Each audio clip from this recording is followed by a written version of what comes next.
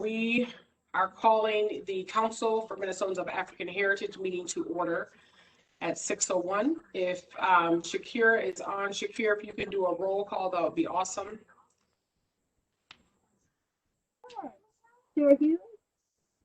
I am present and your volume is extremely low unless it's just me that can't hardly hear her. Okay, how about now? Perfect. So. Okay. All right, Chair Hughes. Present. Councilmember Dukes. Present. Councilmember Crawford. Present. Councilmember Nandi. Present. Councilmember Bonds. Present. Secretary Mullins. Present. All right, that looks to be all the council members who are here. Perfect. Before we get started, let's do some level and ground setting. It's not a part of the agenda, but we would be remiss if we did not recognize the civil unrest that we are currently experiencing across our state with the current events of Dante Wright. We have the trial that's going on for Derek Chauvin, not the trial of George Floyd, and I hate when people say that. George Floyd is not on trial, Derek Chauvin is. And so we have the trial of Derek Chauvin that's going on. And I just want to take a pause, one, and just kind of do a quick check-in. Everybody does not have to check in if they don't want to, but we know we're not okay. So let's just put that on the table. I've had colleagues check in with me today, and they said, you know, how are you doing today? And I said, today is a better day. Yesterday was not a good day. Yesterday was tough. We are accustomed, and I say accustomed, to masking. And so because it's us and because it's family, and yes, it's being streamed live and I don't care, but I would be not myself if I did not recognize that we're all feeling something that's not okay. You know, we're all feeling, you know, out of our headspace, if you will. And so I just want to take a moment, and if anybody wants to share, you know, where they're at and just kind of some feelings and context to what we are experiencing as Black and Brown individuals, I want to kind of leave the floor open for that for a few minutes, and then we can jump into business if that's okay for everybody. So whoever wants to start, you can have at it. Thank you, Chair Hughes. This is Councilmember Dukes, and I'll just start by saying, yes, this is extremely frustrating to have to deal with these issues over and over again, especially when you work every day to move the community forward. It seems as though you hit roadblocks and then you get distracted because, and it's not a distraction, I'm sorry, but it's a little bit of a derailment when you have to console the community when you are trying to empower the community. And so, you know, I've been thinking about even my son and, you know, how I'm preparing him for the future, but also have to protect him from the present. And as a Black man, that's extremely frustrating as well. We do carry it well, but I heard a quote that really stuck with me that said, although we carry it well, doesn't mean it's not heavy. And so this is a heavy time, heavy circumstances, but again, it is fuel also for us to continue to do the work that we're doing and be serious and committed about seeing it through. And so I thank you for this time and space to just share, but yeah, that's where I'm at. No, thank you for sharing. Anyone else care to share? You know, Carl, your volume is low. I can hear you, but we can't hardly hear what you're saying. The struggle is real, and that's all I got right now. I am going in and out. I'll type my message. Thank you. Okay. You're just low, like you sound like you're away from your phone. But he's gonna type his message in since we couldn't hardly hear him, And if anybody else wants to jump in, feel free.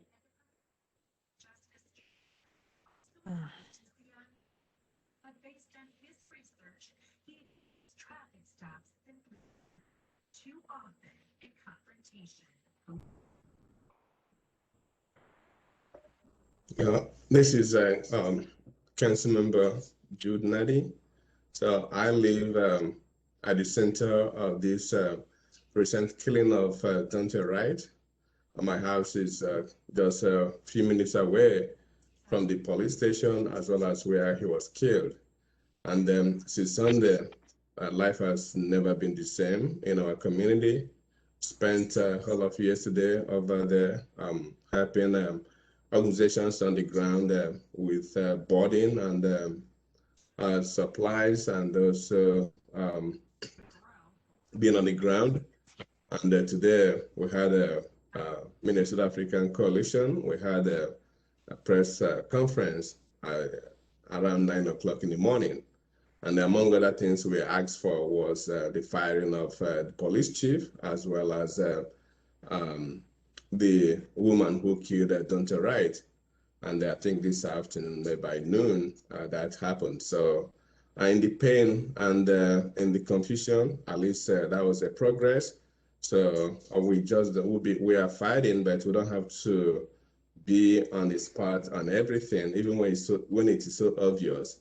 So for them giving way, that's one progress, but we still have multiple things we're fighting and working on, and we really want justice to prevail for Dante Wright.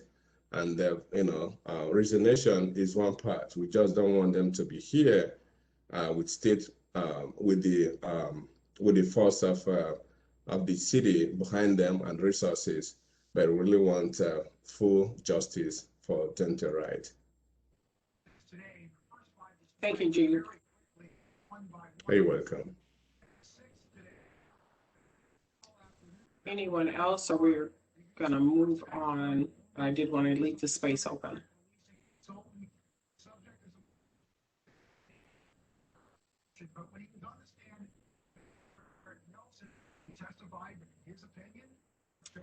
Okay, so with that, we will continue on with our agenda. But again, I'd be remiss if I did not acknowledge that. And so I definitely wanted to acknowledge that and give space for people to share. So I do need an adoption of the meeting agenda motion. So if I can have a motion to adopt the meeting agenda.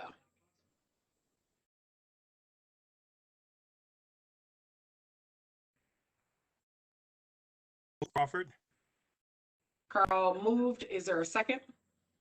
Second, this is Fonz. Oh, okay, Duke second. All in favor? Aye. Any opposed? Any abstentions? Motion carries. We have one consent agenda item, and that is for our meeting minutes. And I did not see any additions or corrections that needed to happen unless somebody else saw any additions or corrections that needed to be added to the meeting minutes. And if hearing none, if I can have a motion to approve the consent agenda item, which is basically the one item, it's the approval of the meeting minutes. So moved, this is Bonds. Thank you. Is there a second? Second. Crawford. Perfect. All in favor? Aye. Any opposed? Any abstentions? Motion carries. I know Councilmember Daniels cannot be here, so Shakir, if you don't mind, if you can go ahead and pull up the financial report, and if we can go through that, and then we will go to our guests. And then Linda, actually for staff reports, we will talk about the contract after our guests. Sure, give me a second here and I will pull up Emma Fleur. Perfect, thank you.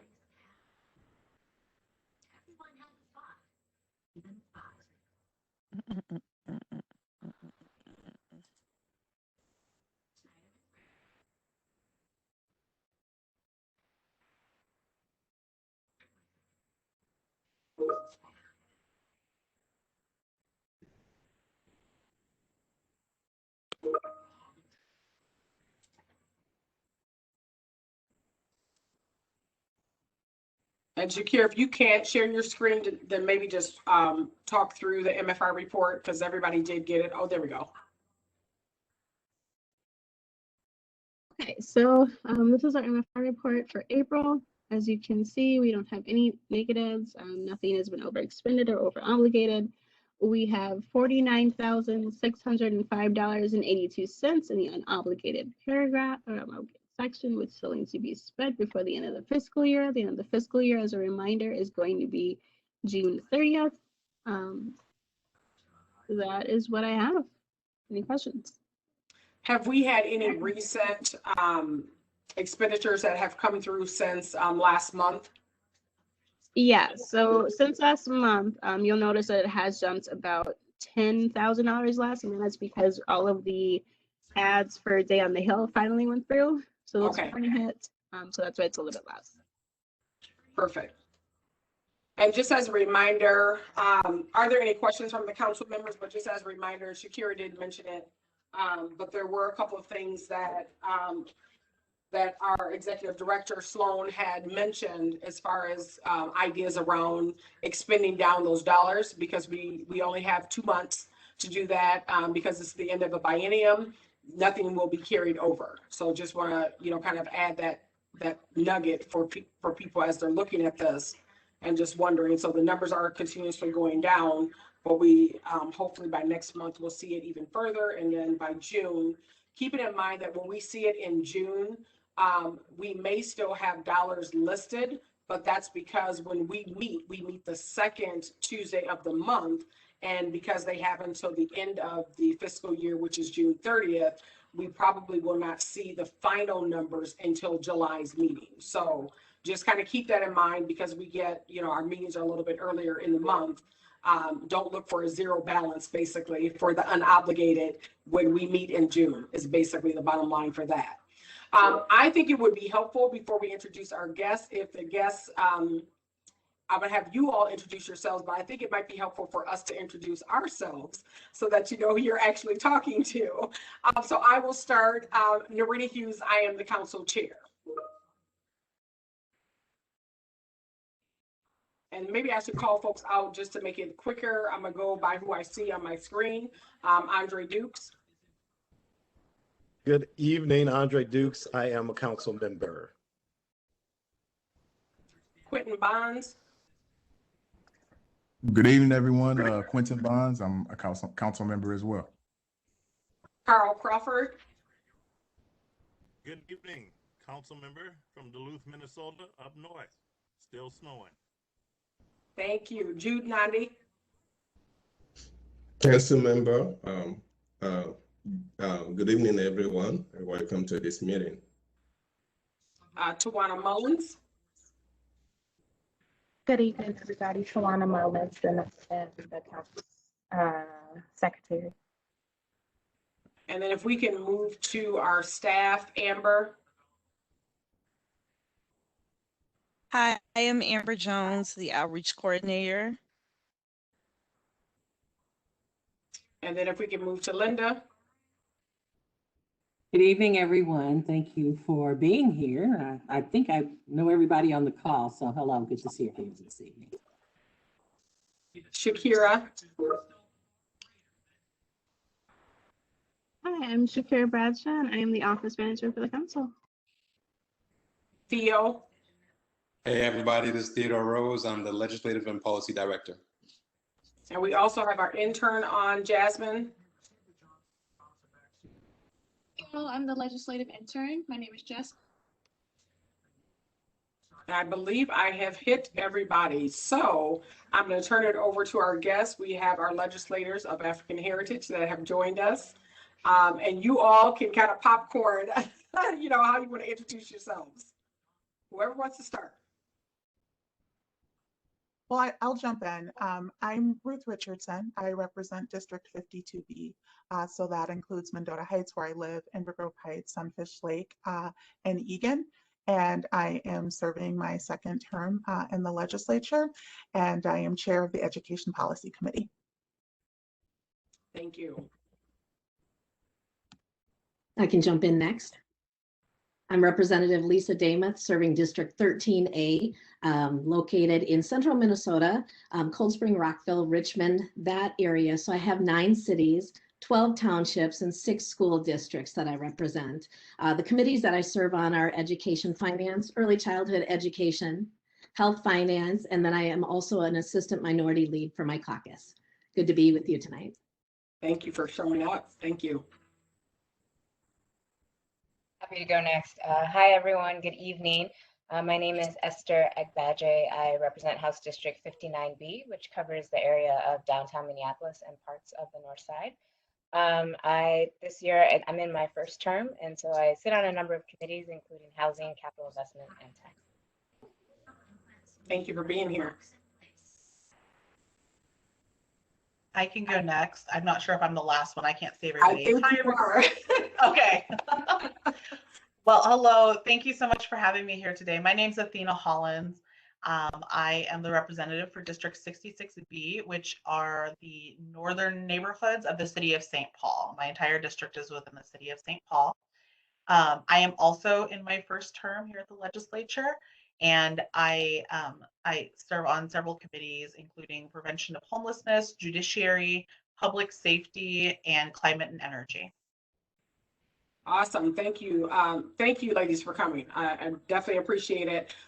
The one thing I just want to say, just because we do have people that are watching live, but then we also have some guests that have tuned in on our WebEx, just as a reminder, so the council kind of shifted how they do their agenda, and what we used to do for the past couple of months, or I shouldn't say what we used to do, what we have done in the past couple of months is we've had commissioners come on, and they have been our special guests. They have shared from various state agencies what it is that they're doing within the community, how community can get involved, and just, basically dropping great nuggets for us to get involved with. And so we felt it was very much so important to have our legislators of African heritage come join and talk about what are you all working on.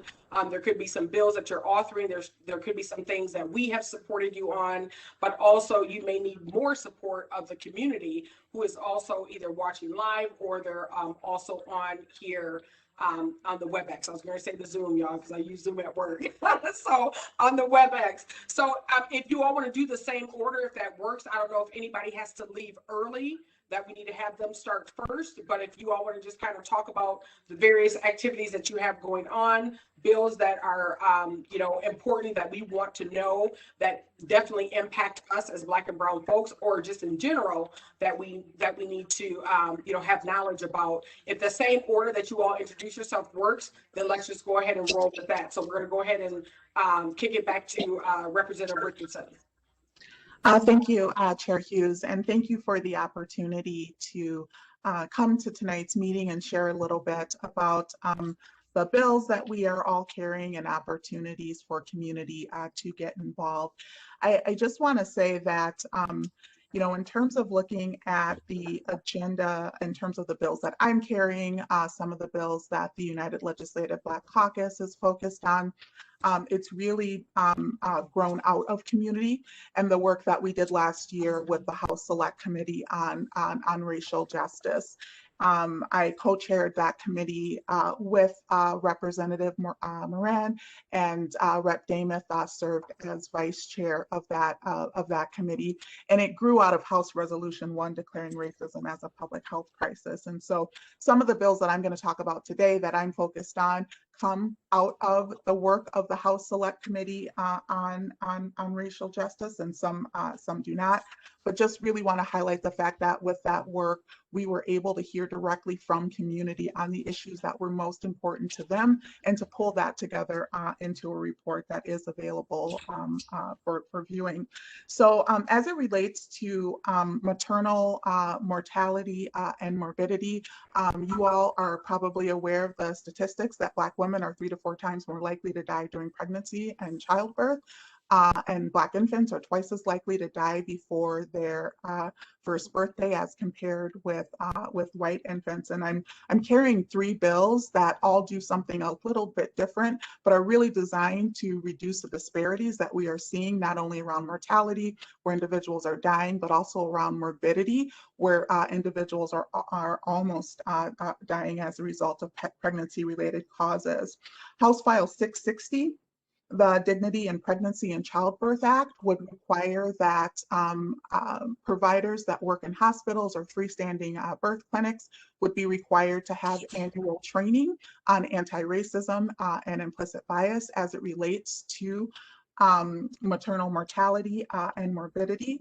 That bill would also increase mortality studies to include morbidity, so the near misses where individuals almost die, because with those studies and those research, we can figure out work that we can do to prevent these deaths. We know that the CDC says that 60% of women who die from a pregnancy-related cause, those deaths are preventable. So there are things that we can do, and there are things that providers can do as well. And we know at the core of why we are seeing this disparity, it's not related to general overall health, nutrition, income, socioeconomic status, SUD status, mental health status, access to insurance. It's about systemic racism, and it's about the fact that Black women's voices are not being valued and heard in the same ways as others.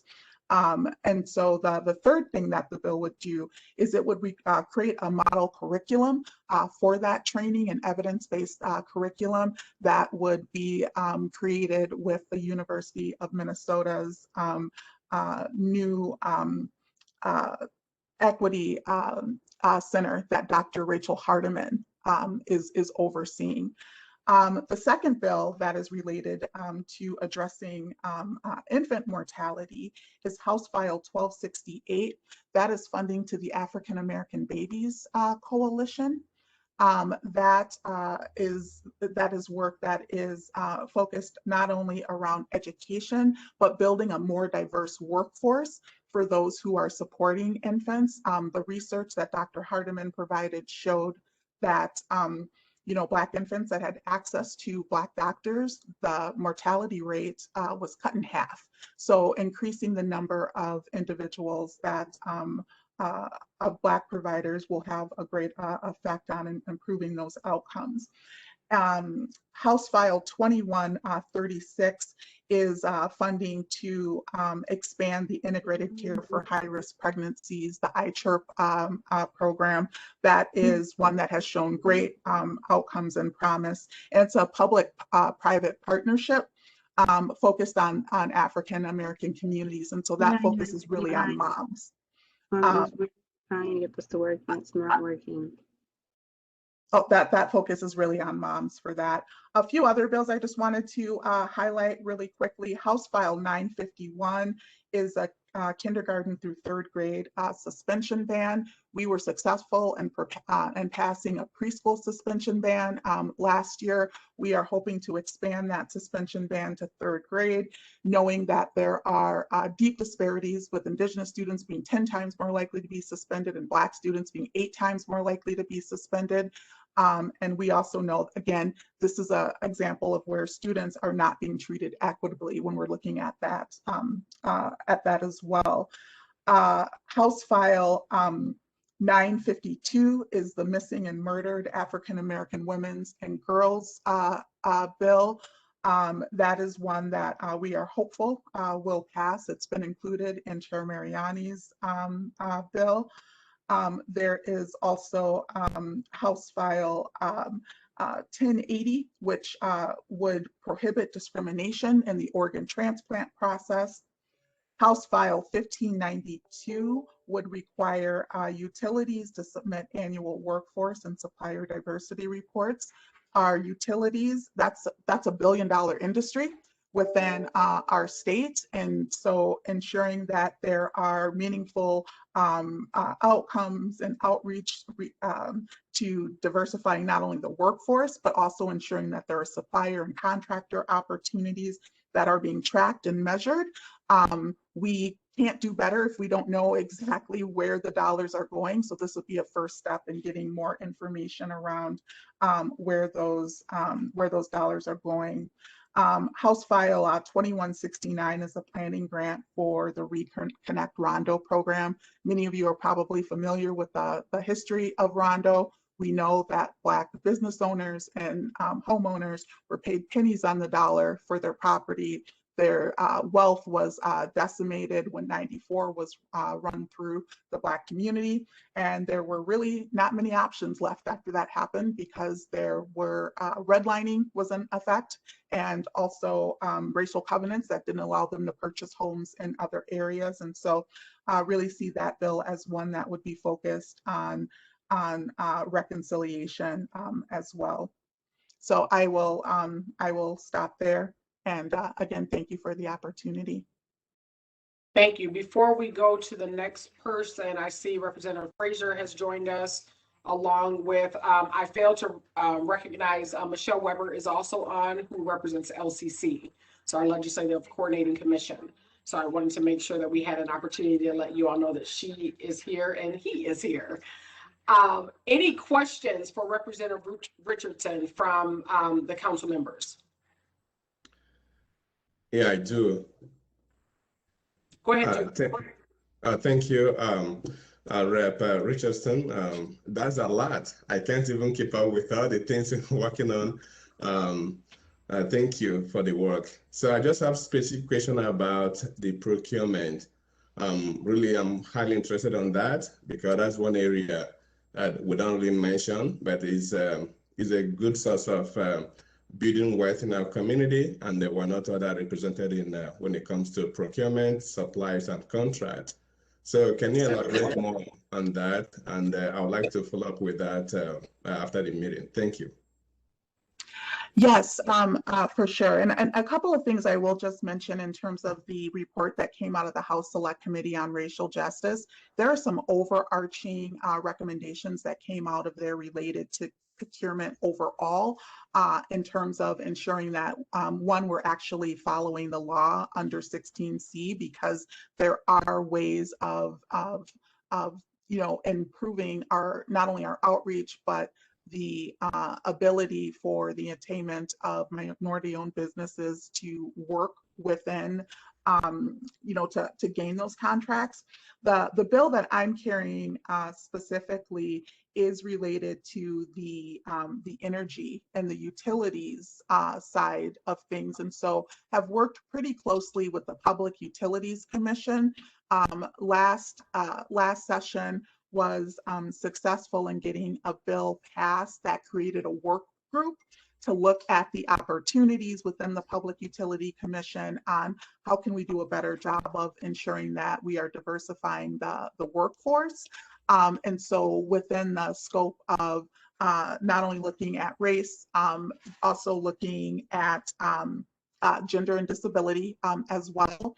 And then from the supplier diversity perspective of this, looking at small minority women and veteran-owned businesses. And so in terms of what we know and the conversations that we've had with the energy sector and around utilities, the workforce is predominantly white men. Looking at the businesses that are sort of in their realm of returning or recurring contractors, there is, from a minority business perspective, what we are finding is that there's no data out there to show exactly what that looks like. And so with this bill, what would really start as a first step would be able to get an idea of what does the participation look like.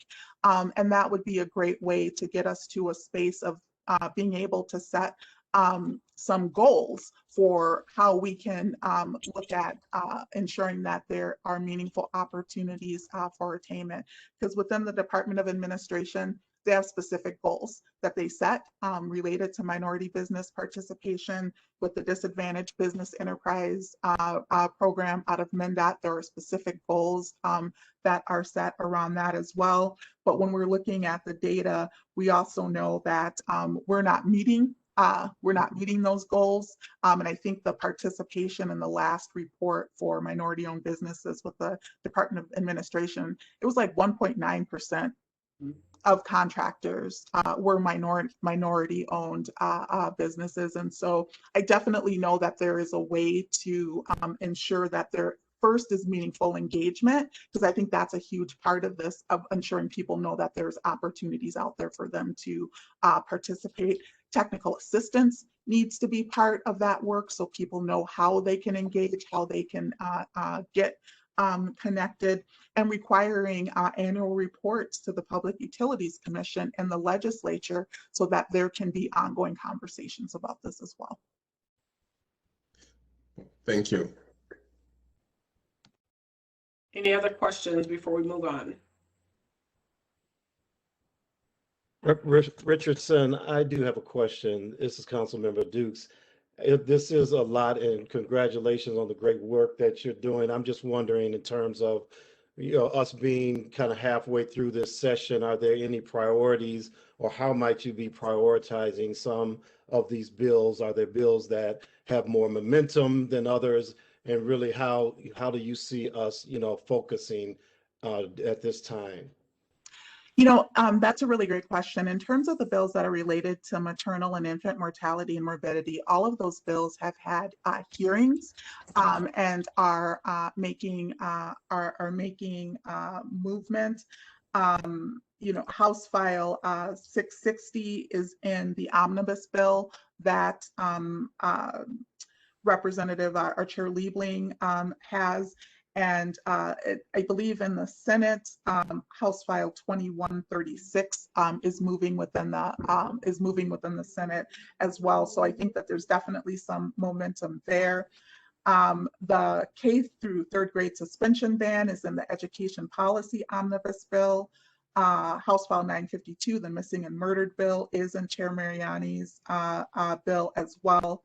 House File 1080, the non-discrimination and organ transplant, that's on the general register within the House, but it's also moving within the Senate as well. And House File 1592, the workforce and supplier diversity for the utilities, has been included in the omnibus bill for energy, and the Rondo planning grant is within the transportation bill as well. Thank you so much.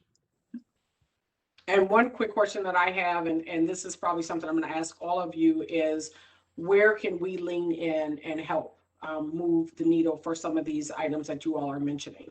So is there something between now and before the session is over that the council can specifically dig into? Yeah, I think pushing the Senate on House File 952, the missing and murdered bill, would be really helpful. Although it's in Mariani's bill, it hasn't been moving within the Senate, and so that is definitely a way to get connected. And that the hearing that we had in the House was highly emotional.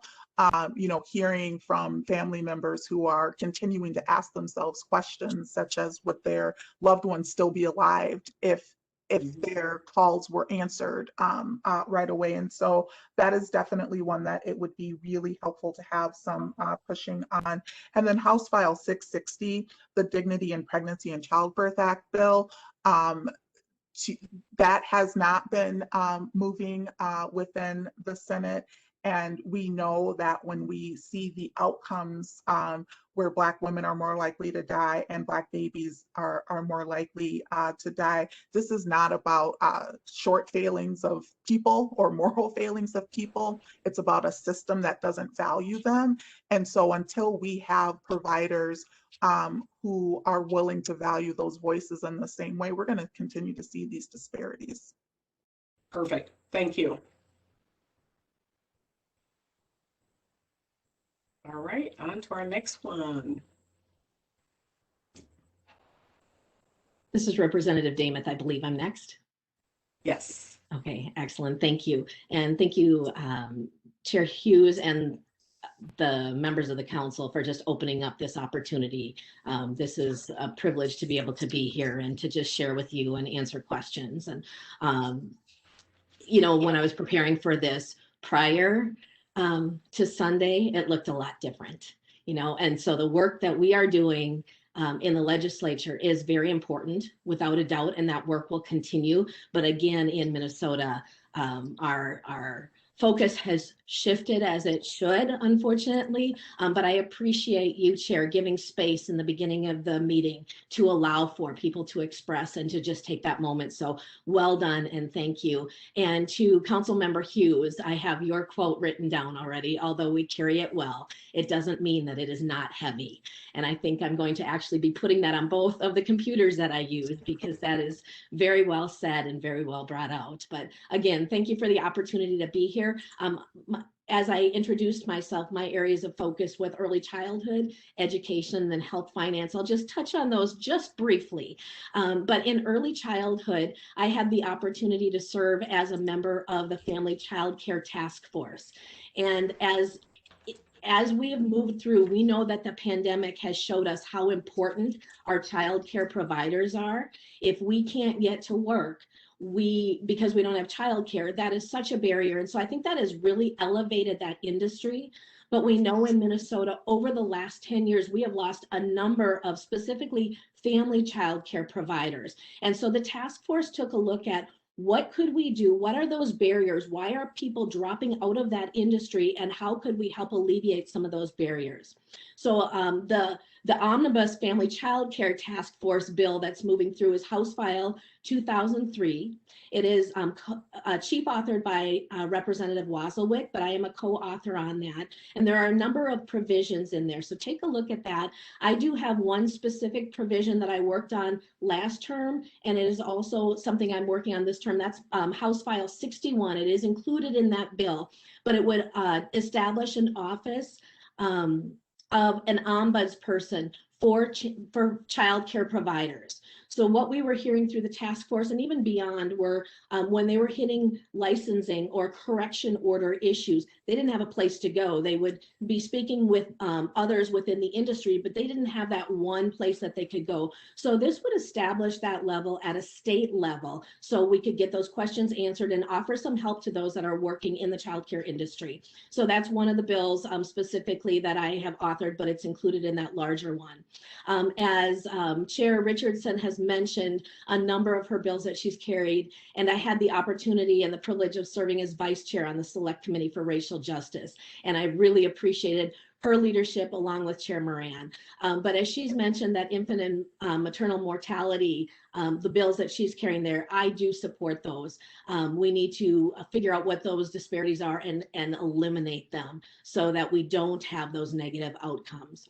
One of the other things that we talked about both in health finance and also in early childhood is the importance of home visiting. When we have our public health nurses coming in, those are people that can change the life and the legacy of families. We know that they're speaking into moms, you know, while they're pregnant and what is needed. And sometimes it's first time moms and how do I do this? And then as those babies are born, and then as they're developing in the early childhood space, you know, what kind of play is needed? How can we get them excited for education already? So definitely I support the home visiting programs that you see moving through. In education, I do support the Page Amendment, which provides for a fundamental right to a quality education for all children. That was something that came up last session, and again this session, I definitely support that. That is House File 874. And what we know, as we've already heard from what Chair Richardson has shared, the importance of having a doctor that looks like you, and the importance of having a teacher that looks like you.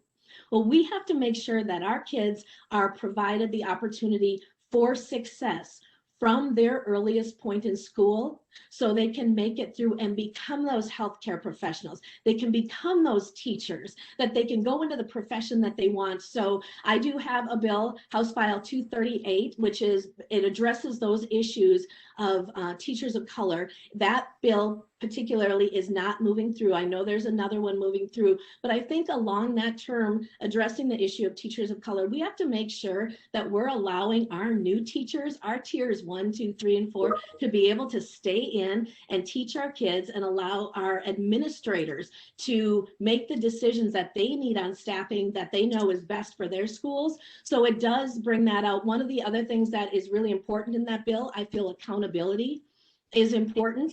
And this bill would actually require accountability in that it would require our districts to report all new teacher hires, terminations, and layoffs by race and ethnicity.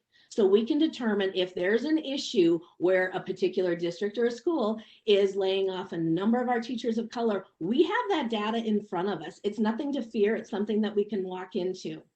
I again have signed on to Chair Richardson's bill, HF 952, the Task Force on Missing and Murdered African American Women. I don't serve on the policy committee, but I did listen in on that testimony, and it was heart-wrenching, and we have to do better. And so with that, I will not take up any more time, but I am committed to identifying those areas of disparities, areas that we need to change, and then finding those positive and sustainable solutions that can move us through and make it better for all of us in Minnesota. And so our data looks different. Thank you again for this opportunity. No, thank you. Any questions for Representative Demuth?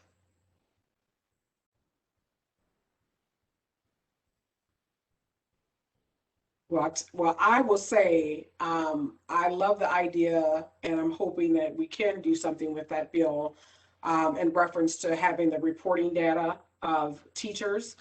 It's unfortunate, I'm putting my higher education hat on because that's the space I'm in. I wish we could do the same, but because the way higher education operates, you could probably do that from a full-time capacity, but when you get into the adjunct capacity is very different because that is from literally a semester to a semester, so it's not as common. And so there's not a steadiness, so to speak, when you start to talk about post-secondary education. But for secondary and elementary, I think absolutely. We do need to see this, and we do know, and data proves it, that when there's a sense of belonging, when there's a sense of connectedness, you do see the learning increase. When our brown and black children can see somebody that looks like them. So my 2 cents, I'll get off my soapbox. Anybody else? And I would say the same question to you. Where can we dig in?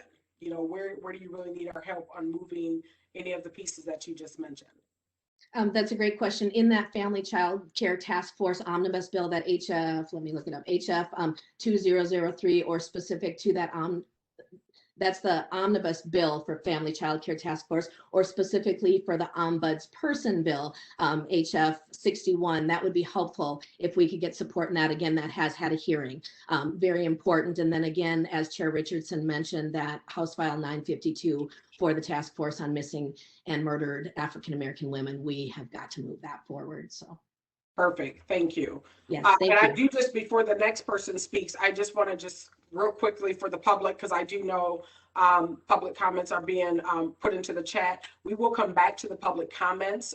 We want to have all of the legislators speak, and then we'll go back through as long as our legislators can kind of stick around after the last person just to answer a few public comments. So public, I've not forgotten you. I see the chat, but we want to kind of get through everybody, and then we'll come back to you. All right, so our next legislator. Well, thank you so much, Chair Hughes. I really appreciate this opportunity. So one of my main areas this session has really been to continue to shine that spotlight on housing and housing stability, and also the needs for pathways to home ownership, particularly for Black and Brown people across Minnesota. And I'm sure many of you on the call know that housing is one of those areas that we need more affordability, we need more stability. We need to make sure that we are helping people through this pandemic to pay for their rent, to pay for their mortgages, and also to get into better housing for themselves and their families, because that just leads to more stability when it comes to health, and when it comes to our mental health, and when it comes to making sure that our kids do well in school and that people can keep their jobs. So some of the bills that I've been working on actually address what happens in the eviction space when it comes to housing. We know that in Minnesota, the types of renters that are most likely to be evicted are actually Black families, and particularly Black women with children. And so I do have a bill, 1060, which actually goes through and updates a lot of the eviction rules when it comes to court.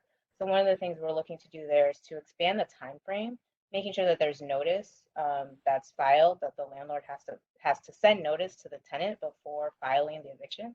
So right now, Minnesota is one of very few states that still says the landlord can go and file immediately. So that's one of the things that we want to change. We also want to make sure that the first appearance is not actually your trial date, as it currently is in Minnesota. So that way people can find that time to be able to find legal help if they need it, or engage in a mediation with the landlord, so both the landlord and the tenant can come to a solution that doesn't require the use of court resources. And then finally, that bill really goes to the heart of what is the issue with evictions in Minnesota, is the fact that it appears on a tenant's record immediately. And so we want to make sure that those records are actually non-public until an adjudication by a judge has actually occurred. So right now, as I think many renters could tell you, if a landlord filed an eviction on them, but it went nowhere, either the case got dismissed or they figured out a solution by themselves, or the tenant just moved out, they may not know that they even have that on their record until they try to find another place to live. So we're working to make sure that we can kind of close that disparity, so then that way people can continue to move on and find either better housing for themselves. In addition to that, some of the pieces that I've also been focused on are in our capital investment committee, making sure that we have funding going towards programs supporting Black and Brown communities. One of the bills that had a hearing this year is to provide funding for a community health and wellness center that really sprang up kind of in the aftermath of the killing of George Floyd. Young people noticed that they needed more access and support to mental health professionals. And so they are kind of doing it on their own right now, and in partnership with groups like Black Nurses Rock and Minnesota Association of Black Nurses. And so the funding that we are providing through what we're calling our equity bonds is to help them be able to acquire a space, so that way they can build out a community space for mental health care, as well as other opportunities for young people to get involved in. And then one of the biggest bills that I've been working on, particularly with the help of the council, so I'm really glad for the support, is House File 1151, which is the African American Family Preservation Act. So we were able to get a hearing in the House this year, and we have been working with the Senate to try to see if we can move that along in the Senate as well.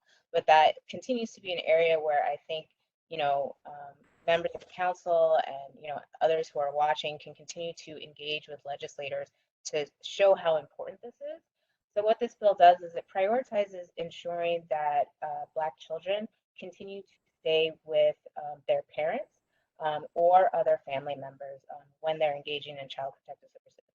It also allows for a right to counsel for African American parents who might be going through the court system on child protective services, particularly when it comes to the termination of their parental rights. So there's a number of factors in this bill, but the main purpose of it is to ensure that we are putting our Black families first, to make sure that they stay together, so that way we are not continuing to perpetuate the cycles that we unfortunately see in our child protective services system, of where Black children are removed from homes for infractions that other children are not removed for. So we want to make sure that we're keeping our families. And then additionally, some other bills that I'm carrying will provide funding to the African American Museum, which is currently based in North Minneapolis. And so that's the museum that started in 2018. And so we're working to continue to support them, as well as after school programs like Girls in Action, which provide mentorship for young Black girls, so that way they can continue to go further in their education and in their careers. So happy to answer any questions that people may have. So I do have a question. The capital investment that you mentioned, is the goal, or have you all started looking at specific cultural responsive organizations to do direct appropriations towards? Is that kind of what you all are looking at, or not necessarily? So capital investment really focuses on like infrastructure needs across the state. And so, but there is a carve out that we have called equity dollars, which does kind of provide direct funding to organizations that support Black and Brown people, families, needs, whatever it may be, but it's through an infrastructure lens. So if that is usually in the acquiring of a space, renovating a space, building a new space if need be, and some other additional uses that are clarified in the Constitution. And then was there a House file number for the African American Museum? Yes, hold on, I want to make sure I quote the right number. It will take, I think it is.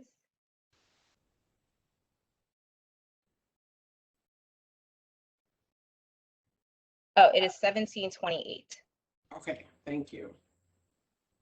And I would say same question, you know, where else can we help? I mean, I know we've been instrumental with the African American Preservation Act, but are there any other areas that we could dig in or elevate, so to speak? Yeah, I mean, I think, you know, any continued elevation, obviously, on the African American Family Preservation Act is always helpful. And I also do think continued elevation on housing needs, particularly when it comes to home ownership and also, you know, and on my particular bill, 1060, on kind of what the court proceedings can do to continue that have perpetuated harm on people, to continue to speak up for those are really important and necessary, and why it is important that tenants, that the civil courts are fair, both to tenants and landlords as we're all navigating this space, particularly as the pandemic begins to wind down. Perfect. Any questions?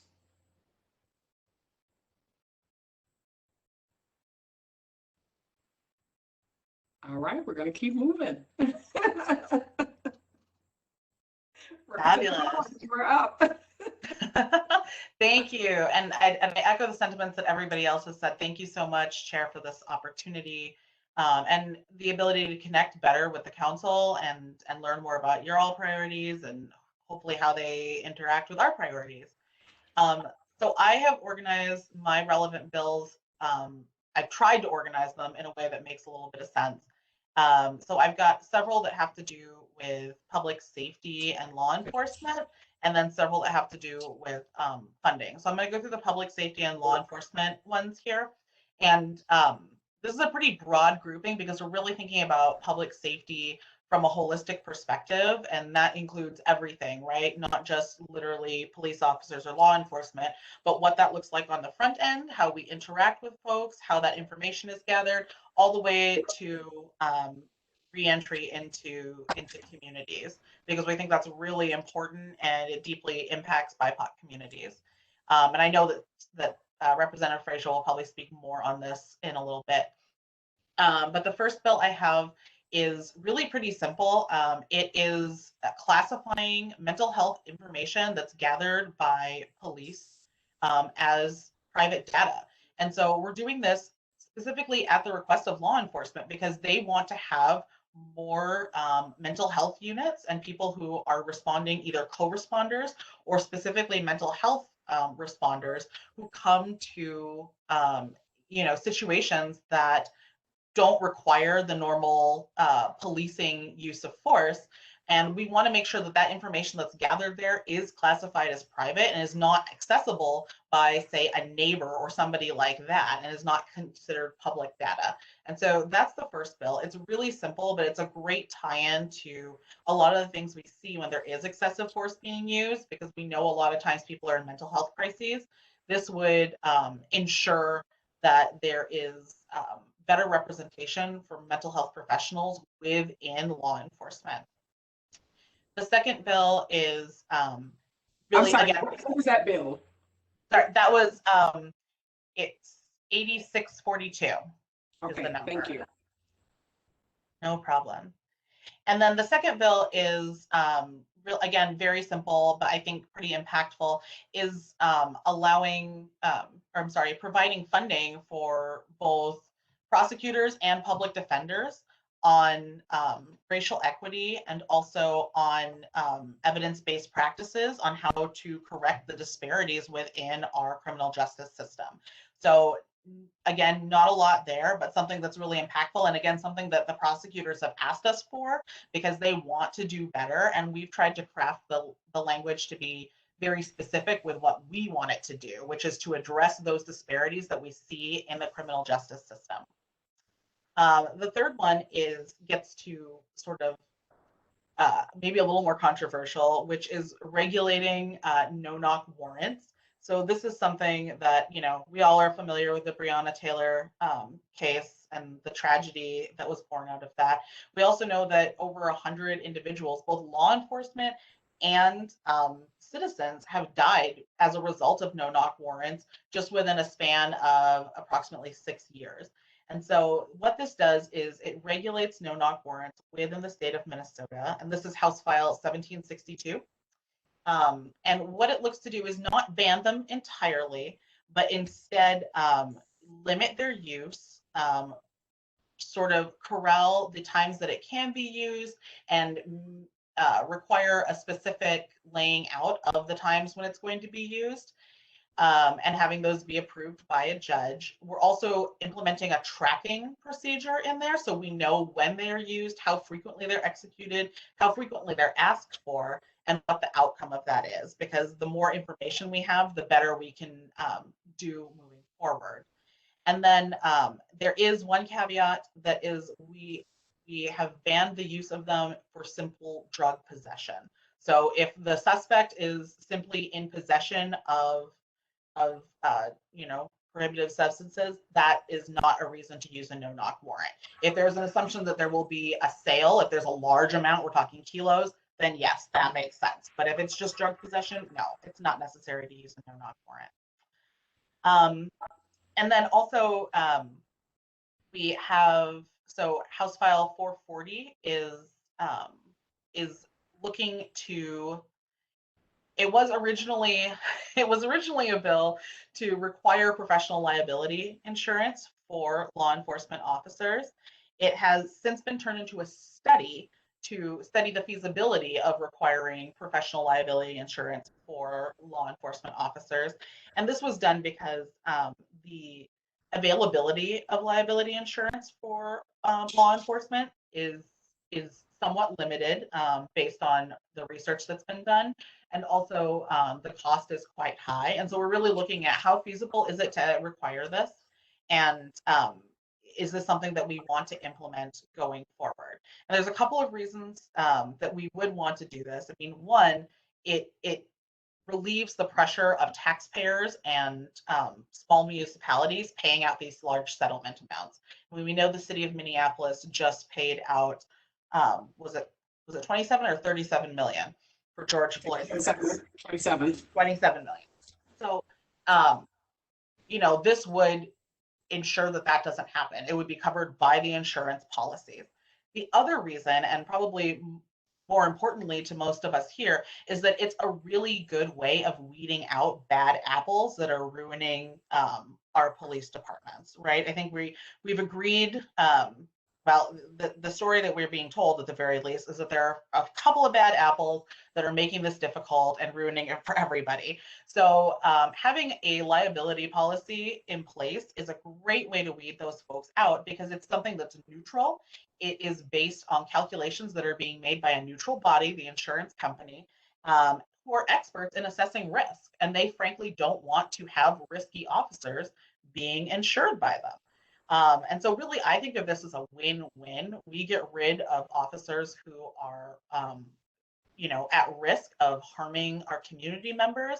And it's also beneficial to, the economy of our towns and cities and our taxpayers. And then the final one within the scope of criminal justice is really what happens after somebody is released from the criminal justice system. And this is regarding probation revocation for technical violations. So technical violations are those sort of small, strange violations that are included, like you're not allowed to drink, or you have to make sure that you meet all of the, meet your probation officer or go to an AA meeting, things like that. This would prohibit probation from being revoked if for the first time that you miss one of those things, that you have one of those technical violations. It's a really important step in moving towards a more holistic view of our criminal justice system, and realizing that people who are within this system have lives that they live when they go back to the real world. And we would rather see folks be participatory in our communities, hold jobs, support their families, than revoke their probation and send them back to jail because of something minor, like they had a beer with their friends. That's not what we're looking for. It's not a public safety risk. And so those things, we want to protect somebody's right to be able to do that. As long as it's not a public safety risk, we do not want to send them back to jail. And so that's what this would do. In addition to the public safety bills that I also have some bills that are funding a couple of important things, well, things that I think are important to our Black and Brown communities, our BIPOC communities. The number one thing is reviewing the foster care system and the background studies for those foster care systems. It's very similar to, it's fairly similar to the bill that Representative Agbaje has. Representative Rena Moran carried this previously, so it has had many iterations. We've done a ton of work negotiating the terms of it, but the long and the short of it is, there are fewer regulations to adopt a child in the state of Minnesota than there are to foster children in the state of Minnesota. And these regulations and restrictions, I should say, typically impact Black and Brown communities. And so our hope with this is to remove some of those barriers, like having a felony on your record at some point, voluntarily giving your child up, giving your child up for adoption, something like that. At current, the rules are absolutely insane on what those limits are just to foster children. And we know that if we can remove some of those, it's going to make it easier for family members to foster kids who need to be removed from their home. And we know that kids do better when they're with their family members, when they can remain close to family, when they get to still be in touch with mom or dad, and they have better outcomes, they are treated better, and overall it's healthier for the community. So that's really the goal with that one, and that is House File 1287. And then finally, we've had a couple of investments going. One of them is for the Girl Scouts River Valley Connects program, which is specifically for girls of color. It's through Girl Scouts. And what I really like about this is it's for girls of color across the entire state of Minnesota. They're looking to expand that program and make it accessible for girls of color across the entire state. And I think that's really important because we have this narrative that says that, Black people only live in the Twin Cities, which just isn't accurate, right? And so we want those girls to be able to have a safe, fun place where they can, be themselves, learn and grow. And what's great about this program is that it's run by other women of color. So they get to see somebody who looks like them, who is implementing the program, helping them learn and grow and actually apply to college and to trade schools. And so we've seen the results from the program as it currently stands. I mean, just amazing results with these girls, applying to school, getting into schools. And these are the only resources that a lot of them have is through this program. And so we really want to extend this to the entire state of Minnesota, and we're looking at funding to make that happen. So I'll end there, and I'm happy to answer any questions that folks might have. So any questions for Representative Hollins? I do have one question. I don't know if we got the House file for the one that you talked about, the prosecutor and the public defenders. Did we get the House file for that one? You did not. I'm sorry. It's House File 1760. Okay, thank you. And then same thing, where can we, help elevate the work that, that you listed off? I mean, all great information. Definitely when you start talking about public safety and other areas in reference to law enforcement, we all know that that's definitely an area that we need to, uplift. And so where can we kind of help move some of these pieces for you? Well, I mean, I hate to steal it from Cedric, from Representative Frazier, but since I'm first. Go for it. I think what would be really helpful is breaking this breaking down this narrative that when we say public safety, we literally mean the response to criminal activity, because that is not what public safety is. Public safety is much broader than that. It starts before that criminal activity even happens, and it ends long after a police response happens. And so I think the more that we can get help illustrating what that looks like, especially in our communities, the better off we will be. I have fielded so many questions about, from constituents within my district about, if officers don't show up, what they're supposed to do, how, it runs the whole gambit, right? How are they going to be able to interact with their brother who is now in jail? Just every iteration of public safety, and looking at it as a holistic picture and not just this one-time interaction. And if you folks can do anything to lift up that story, I think that is incredibly important. Thank you for that. Any questions for Representative Hollins?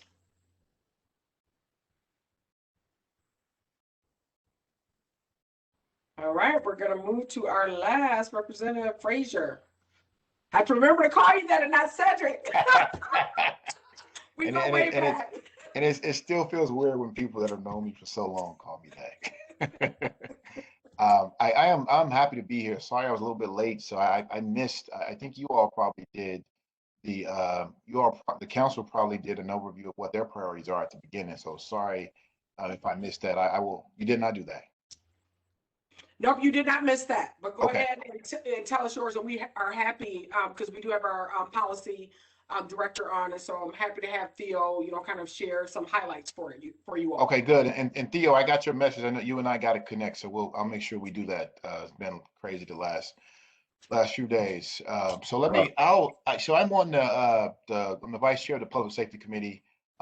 Athena stole much of the thunder that I was going to bring around public safety, but I'll talk about a few things. I'm also on the Education Policy Committee, and much of what Chair Richardson and Representative Demuth, what they talked about, or some things that I'm supportive of, or issues that I'm trying to address as well as a legislator. So I won't touch base on that. I'll touch base on a couple of the things that I'm particularly interested in. I've got a few bills, but I won't touch on all of them.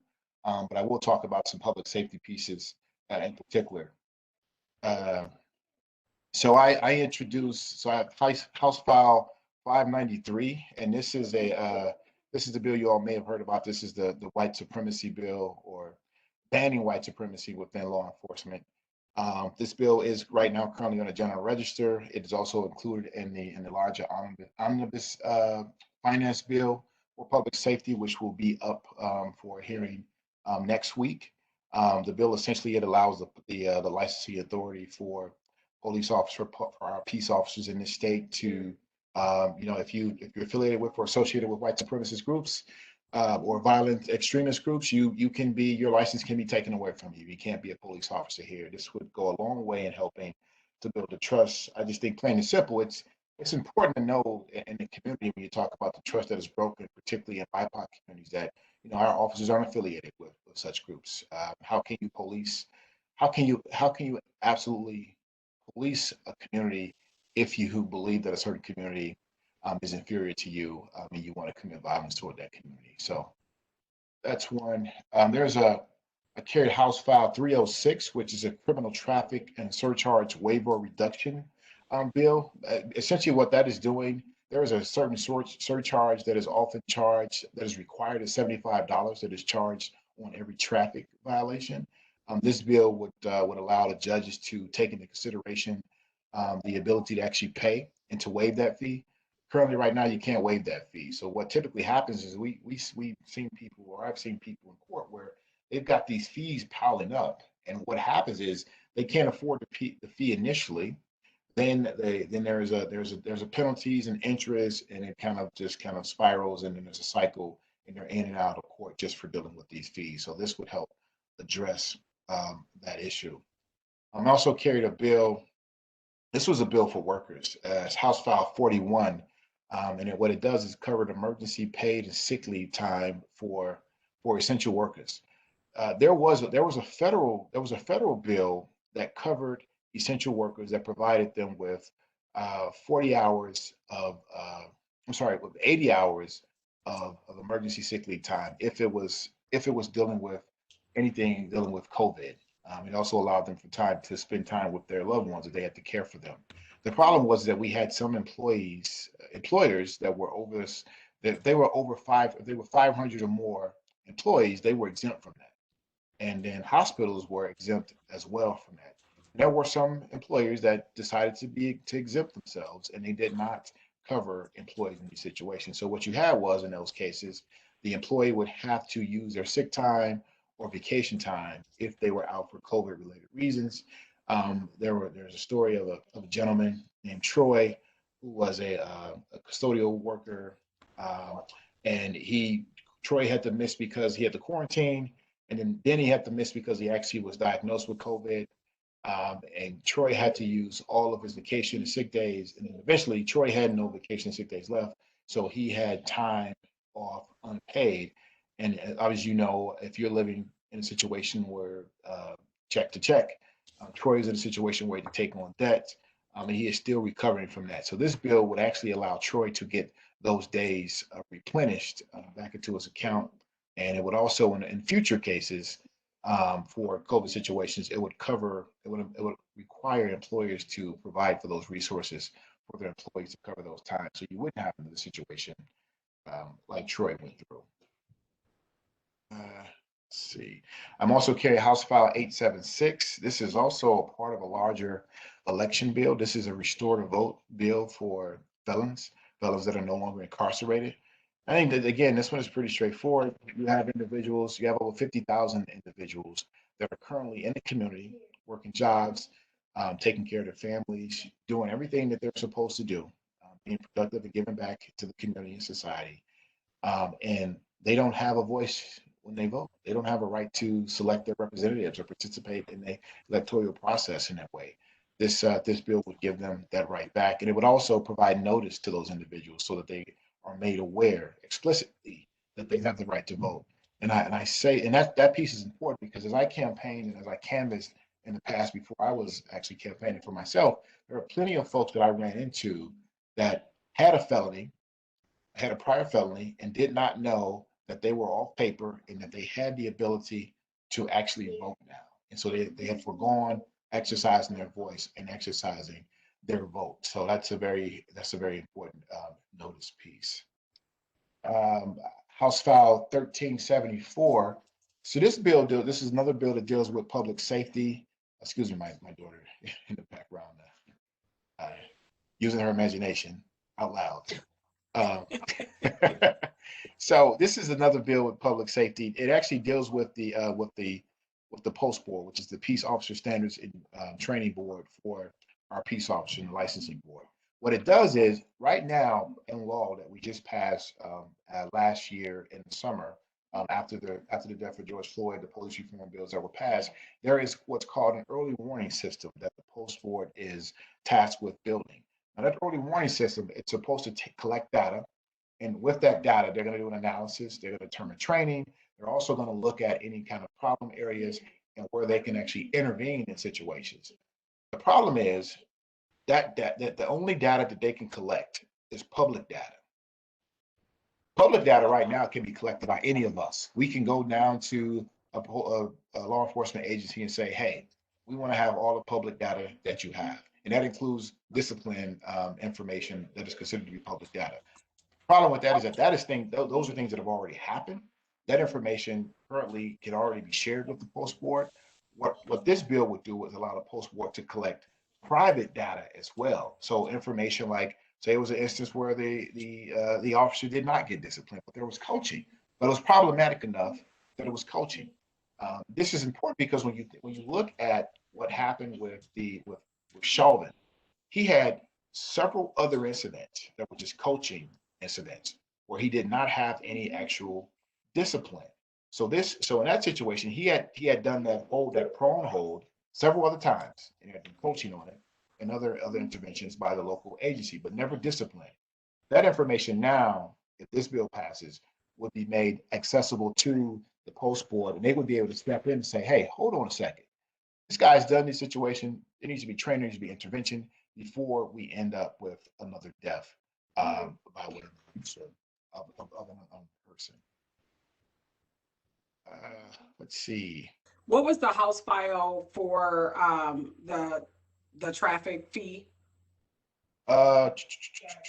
Sorry about that. It is House File 306. Okay, thank you.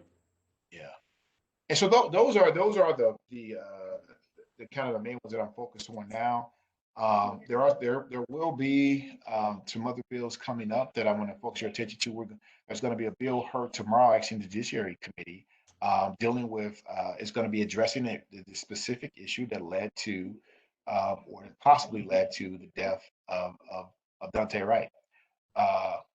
It is a bill that will deal with pretextual stops or stops that can be done for license tab expirations, air freshener hanging from your rearview mirror, headlight out if it's not dangerous. So that bill is going to be put in place to where it would take away the ability of officers to use that as a reason to pull someone over. And an example I can give you is that there used to be a time where if you weren't wearing a seatbelt, they couldn't pull you over specifically because you weren't wearing a seatbelt. But if you were pulled over for another violation, they could give you a ticket for not having your seatbelt on. This would put it in a situation like expired tabs in a situation back to like that, where they can't pull you over specifically for that. But if they pulled you over for other situations, they could likely tab you for that. But what we're trying to do is eliminate those situations where you just don't need to have, if it's not a danger or anything, you don't need to have or create more interactions between law enforcement and Minnesotans, where it could lead to a situation where there could be an escalation and there could be another situation with another death. So I'll stop right there. I'll take any questions that you have. Yeah, so questions for Representative Frazier.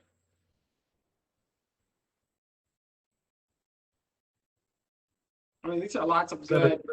Oh, go ahead, Andre. Mr. Dukes. I just wanted to ask, what was that last bill? What was the number? Hold on a second. Which one?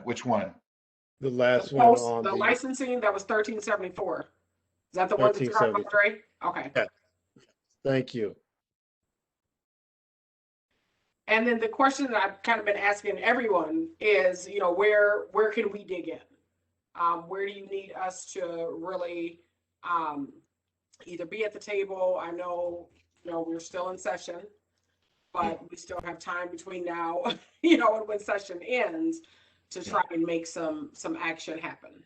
So I think in this sense, continue doing what you're doing. I know you all have been active with the post board, with the Community Advisory Council. Keep doing that. There's a vote that's coming up on next week on April 22nd, I believe. And that vote will specifically be for the post board to take up a model policy around how law enforcement will engage with First Amendment assemblies. So specifically, the situation that we saw after the death of Mr. Wright, when the law enforcement is engaged with the shooting of tear gas, in some instances shot tear gas directly in the chest of peaceful protesters, there will be something to regulate that, and it will regulate and provide a policy of engagement of how law enforcement should engage with that, and we're trying to move away from those type of engagements during peaceful protests. No, that's good. Any questions for Representative Frazier?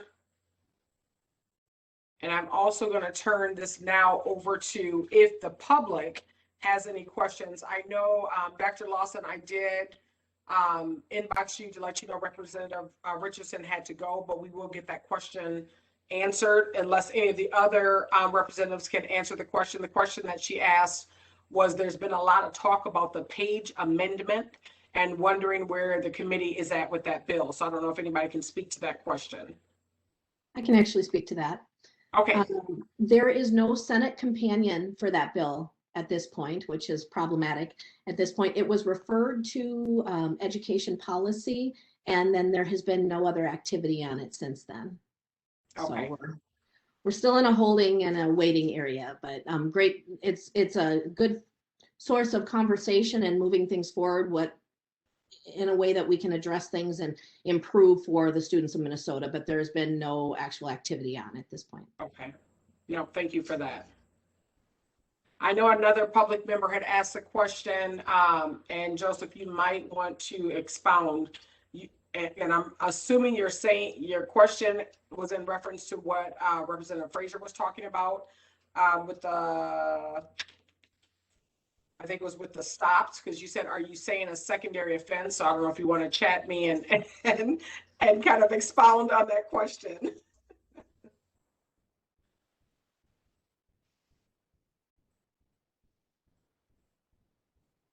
Just waiting, but in the meantime, does anybody have any other questions for our representatives? Yeah, this is Councilmember Nadi. I'm just Rep. Thompson is not here today, but there's a bill he's pursuing, and I think you know about this.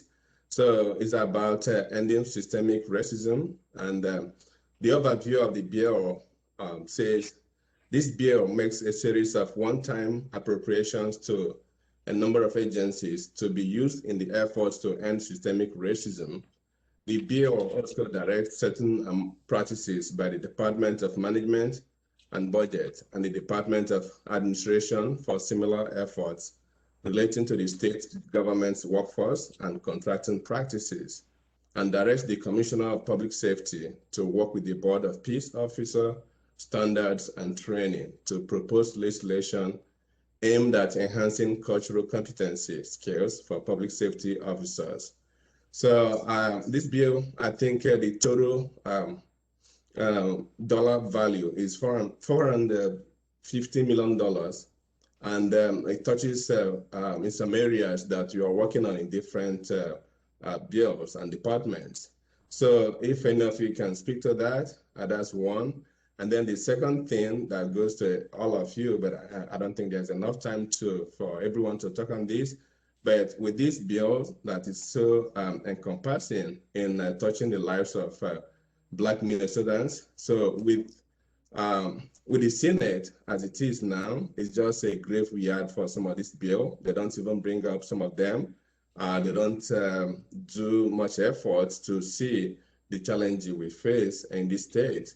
So if there's anything else beyond what we discussed today that we need to do at community level and also at the council to advance some of these bills in the Senate, or anything that can make some impact, because without these beautiful efforts and hard work, and then at the end of the day, the Senate to just sit on it, doesn't even bring it up, or just wait it down, and we don't have the impact we are working so hard to improve the lives of Black Minnesotans. So yeah, anyone can take, any of you can take. Thank you for your time and for coming to speak with us today. Well, I can just start on the issue of continued engagement. I mean, I think when it comes to both bodies and all of the legislators, you know, any consistent pressure or engagement on an issue is usually what's going to try to get something moved. So, you know, as I talked about, I think the council has been really instrumental in ensuring that, you know, we have gotten hearings for some of the bills that I'm carrying, because, you know, they have mobilized people to say that this is an issue important to Black Minnesotans. So I think the same type of strategy can be used when it comes to the Senate to make sure that they are aware of the issues that are important to us, the bills that are important to us, you know, bills that need companions to make sure that that's happening. So then that way we are having these conversations in both houses of the legislature.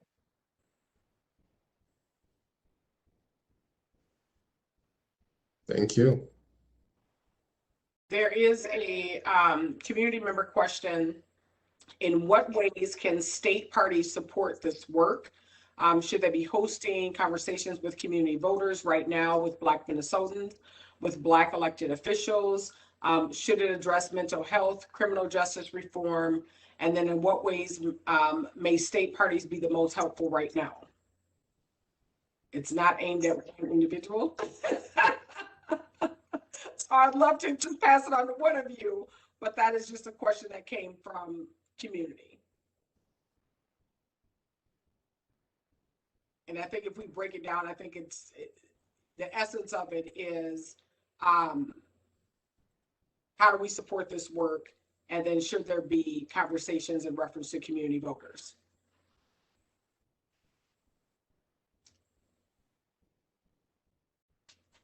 Loaded question from the public. I mean, so I think that's a fair question. You know, my perception or how I prefer to do it is I think that we always have to be guided by the voters and the citizens that we represent. I mean, we're literally representatives, right? And so I think that it's really important for us to have constant conversations with the voters about you know, what issues are top of mind for them. Also being mindful that, like, if we're in this space being representatives, we're probably not experiencing everything that our constituents are experiencing. And so I think it's important to get as many different perspectives as possible when we're crafting legislation. You know, I mean, I think, and that's maybe like an overly simplistic, really politician-y answer, but I mean, I think, yes, absolutely. Always with the engagement. That's always my answer is, yes, I want to hear from you. Even if you don't agree with me, like that's what this is about. And so I do think that it makes sense for us to be engaging our, you know, engaging community members, constituents, organizations to get as many perspectives as possible as we move forward in this process. May I add to that? Please do. I fully agree. One of the best things that I hear from is my constituents, how a particular issue or that they're facing or a certain bill that they're aware of, they can track bills, how that affects them. But then also the committees that I sit on, when I hear from Minnesotans, not just my constituents, but Minnesotans about a bill that may be coming up in committee and how it affects them, that is incredibly helpful. And one of the things, I know you can go on these different sites and then sign up and it kind of almost spams all the legislators. That's really difficult to get through. So if people would take the time and individually, even if it's a similar message, but individually email us, whether it's a committee or a caucus or the whole legislature, that gets a little bit more attention because, as my colleagues are full aware, the hundreds of email that we get and the people that work with us are amazing at going through them and prioritizing, but it is a lot. And so if it's coming from I can't even think of what the address is, sometimes that'll be after the person's name. If we're hearing directly, that's an easier way to get the exact impact that proposed legislation or current law is having on them and how we can maybe be of assistance. And to Representative Hollins' point, I have 40,000 people that I represent and they did not all vote for me, but I still am a representative for 40,000 people. So whether they agree with us or not, we need to hear from them. No, thank you for that. Also, there was a direct question for you, Representative Demuth, was where can they find the page amendment? Yep, that is House File 874, and it's on the House of Representatives, the Minnesota Legislature. If you go onto the House side and you can just put in that bill number, HF 874, that'll have the language, it'll have the authors, and then it can be tracked that way too. Perfect. Thank you for that. Thank you. And just for just kind of a FYI, so Senator Fata could not come because he had a different engagement rather, and so there is a brief report that was submitted. So we'll make sure that we share that via email in reference to that. But before we let you all go, Theo, if you can, because I think it is helpful for the legislators that are on the call to hear what our priorities are. So if you can, you know, unmute yourself and share what some of the priorities are that the council is looking for. Oh, go ahead. Were you going to say something? Yeah, Chair, I saw that the question back in the box. Yes, yes. So, yes, that is it. It would be a secondary offense and they wouldn't be able to pull you over for that offense alone. It would have to be another violation of a first offense that they pull you over, and then they could give you a ticket for that offense. That's exactly how it would be meant to be. Okay, perfect. And just so the context, because some of y'all are looking like, The what are you con, talking oh yeah, about? sorry, the Well, context, I'm just asking, read what they said. The question the that they con, asked is, an expired tag would be considered a secondary offense. And the example that they said is a police officer could not pull you over for not wearing your seatbelt, but they could stop you for something like a cracked windshield is the example that they gave. And so, yeah. yes, that's where Representative Frazier was responding to that question that a public member had asked. So Theo, if you can quickly share what our priorities are, I think that's also helpful, not just for our legislators that are on the call, but I know we do have a couple of DFL state officers also on the call and public members to hear as well. Okay, no, thank you very much, Madam Chair. Yeah, so our priorities, our policy agenda is very much rooted, and it's a work in progress at all times, to root it in the experience and the needs of the community. I mean, that's literally our state function, is to reflect and provide advice on those needs to the legislative body and to the governor. So our work and our agenda is very much aligned with different stakeholders within the community, and it's a very much a bottom-up approach. I will tell you that in terms of the discussion so far from our special guests today, all the bills that they've mentioned, we've been tracking, and we either have actively supported through actual letters and petitions to the body, or also attempted to mobilize community in support of some of those bills. But each and every one of those bills, we've been engaged with in terms of tracking and monitoring the developments. Another key part in terms of the origins of our agenda, I mean, I am so sorry, my daughter just. I understand, man. I'm sorry. That's okay. That's real. I feel that. Right. This is our new reality, Theo. You're all good. Okay, I'm very sorry about that. Very sorry about that. Very unexpected. Okay. As I was saying, the Representative Richardson mentioned the important work that was done last year with the Select Committee on Racial Justice, and the community engagement and research that was done with that work. And we certainly have drawn a lot from that report and from that research in development of our own agenda. And so we're very much aligned with that. We're very much aligned with the Black Caucus and the Posse Caucus and their legislative priorities. And I will just say that our agenda composes of 5 key policy areas, intersecting policy areas that are really about addressing the impacts of structural racism on the Black heritage community in Minnesota, the African heritage community in Minnesota. So key issues in health equity, some priorities already mentioned by Representative Richardson and also Representative Demuth. Key issues in economic development and workforce development and business development. Some of the agenda items in Representative Nor's or Chair Nor's committee. In education equity, the governor's Due North plan is certainly a key focus for us, and the goals in that plan are a key focus for us. And there are several bills that have been supported by the Black Legislative Caucus in their agenda that we support, including the Increased Teachers of Color Act that's authored by Representative Hassan, I'm sorry, Representative Hassan, and is co-sponsored by several others in the Black Caucus and the Posse Caucus.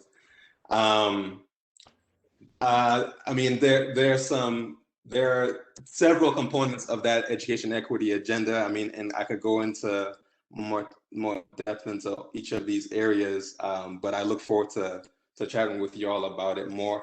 I mean, the priority focus for us this week, and really, I mean, since I started here in late January, and the top focus for us has been in policing and public safety. And so, yeah, so we have written in support of the public safety omnibus, the sort of imperative of really building and passing police accountability reforms in Minnesota. I mean, that is the #1 issue right now in the state, in my opinion.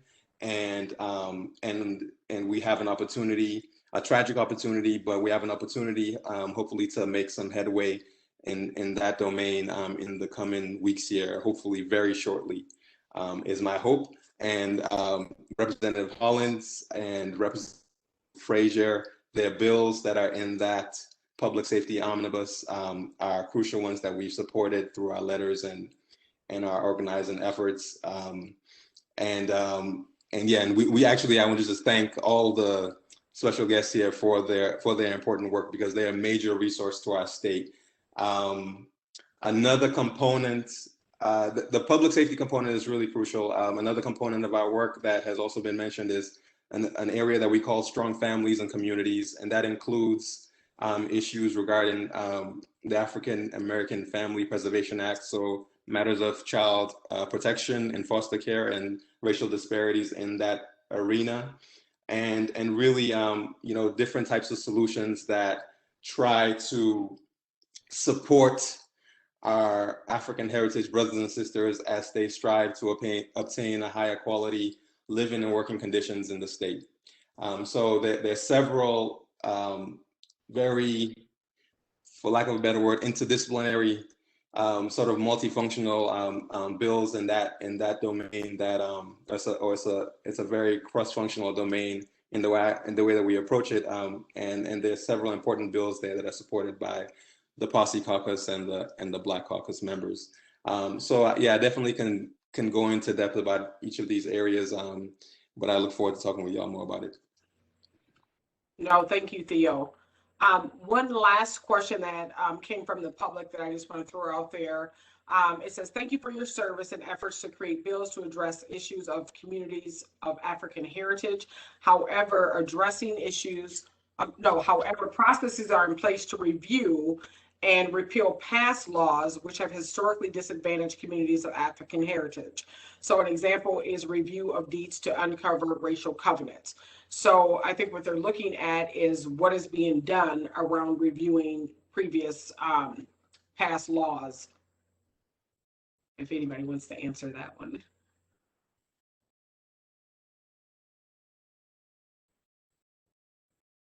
I mean, I can take a stab at it. I don't know if we have a systemic effort to review past laws, but in different committees, so I'll speak to the tax committee because that's where I sit on, we have talked about the idea of actually going back through what are called tax expenditures, which is basically when and how we give tax credits to Minnesotans, and making sure that those tax expenditures are actually doing the job that we want them to do and actually incentivizing the investments that we want. So I would imagine that there's probably that type of work happening across different committees, but probably I don't know of one yet that is across the whole legislature, outside of what other offices are tasked to do. Okay, thank you. So I just want to thank our guests.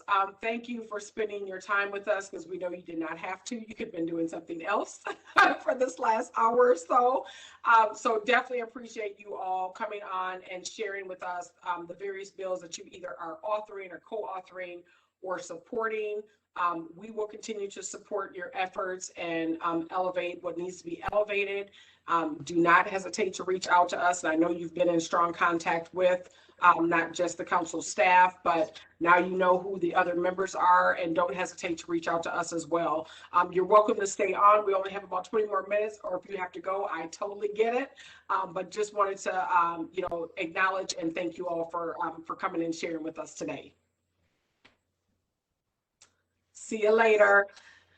Thank you. Thank you so much. Thank you.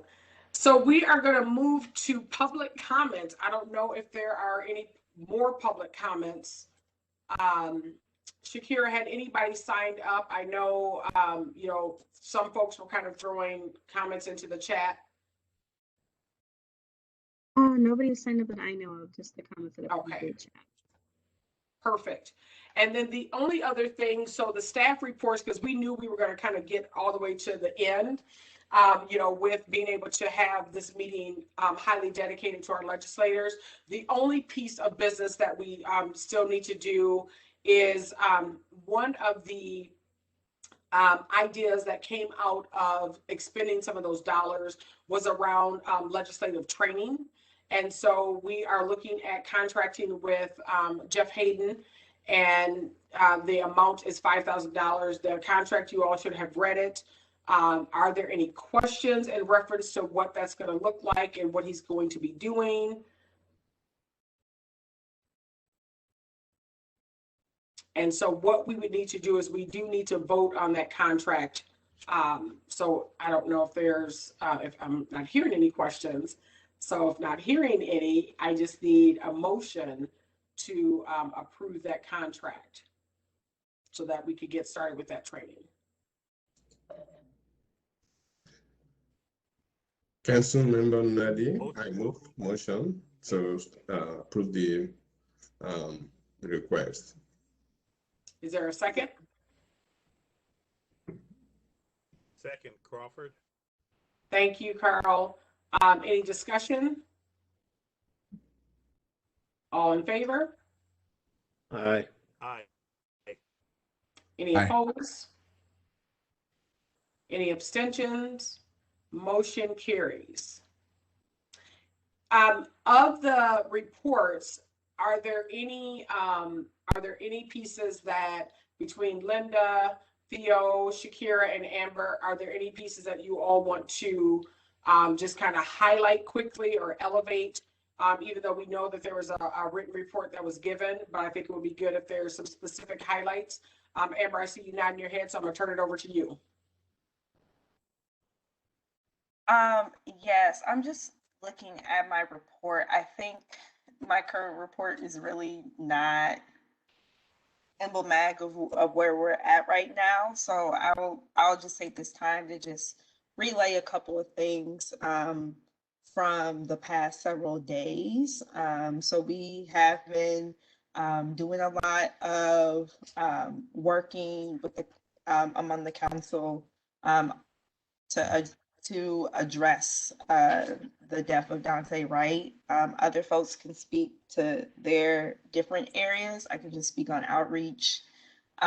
So yesterday I spent most of the day in Brooklyn Center. I ran into Jude and Alfreda and others. And then today I've been doing mostly like check-ins via phone.